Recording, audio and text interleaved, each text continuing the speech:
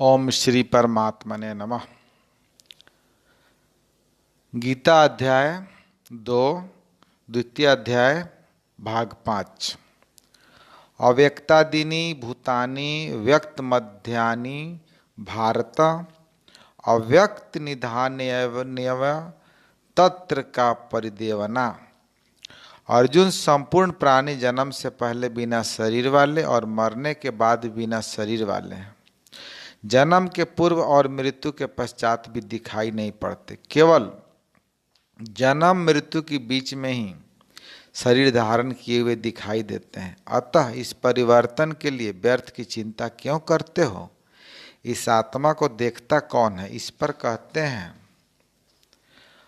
आश्चर्य व तपस्यति कश्चिदेन माश्चर्य व ददति तथैव चान्या आश्चर्य व चैनमन्य श्रृणोति श्रुत्वाप्येनं वेद न चैव कश्चित्। पहले श्री कृष्ण ने कहा था कि इस आत्मा को तत्वदर्शियों ने देखा है। इस आत्मा को तत्वदर्शियों ने देखा है। अब तत्व दर्शन की दुर्लभता पर प्रकाश डालते हैं कि कोई बिरला महापुरुष ही इस आत्मा को आश्चर्य की तरह देखता है। सुनता नहीं, प्रत्यक्ष देखता है। और वैसे ही दूसरा कोई महापुरुष ही आश्चर्य की तरह इस तत्व को कहता है। जिसने देखा है वही यथार्थ कह सकता है। दूसरा कोई बिरला साधक इसे आश्चर्य की भांति सुनता है। सब सुनते भी नहीं, क्योंकि यह अधिकारी के लिए ही है।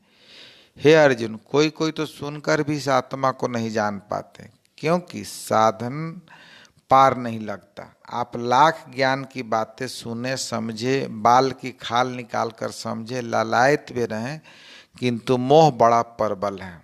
थोड़ी देर बाद ही आप अपने सांसारिक व्यवस्थाओं में लिप्त मिलेंगे।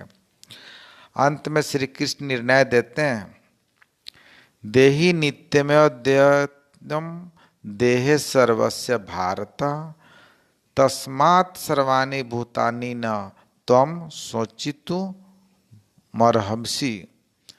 अर्जुन, यह आत्मा सबके शरीर में सदैव अवध्य है, अकाट्य है, इसलिए संपूर्ण भूत प्राणियों के लिए तू शोक करने योग्य नहीं है। आत्मा ही सनातन है। इन तथ्य का प्रतिपादन करके इसका प्रभुता सहित वर्णन करके यह प्रश्न यही पूरा हो जाता है। अब प्रश्न खड़ा होता है कि इसको प्राप्ति कैसे हो, इसकी प्राप्ति कैसे हो। संपूर्ण गीता में इसके लिए दो ही मार्ग है। पहला निष्काम कर्म योग और दूसरा ज्ञान योग।